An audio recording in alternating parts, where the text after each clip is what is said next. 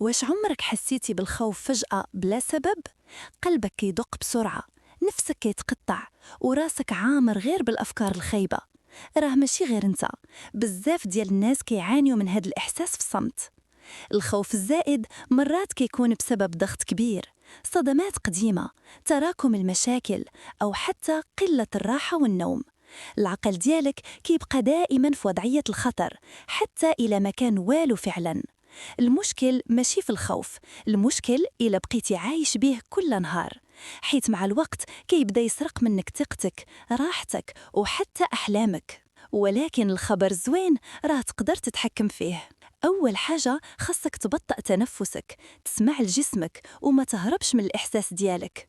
هدر مع شي واحد كترتاح ليه، كتب واش كتحس، وحاول تفرق بين الخطر الحقيقي وخطر جاي غير من أفكارك. راك ماشي ضعيف حيت كتخاف، راك إنسان، ولكن ما تخليش الخوف هو اللي يسوق حياتك. انت أقوى مما كتظن.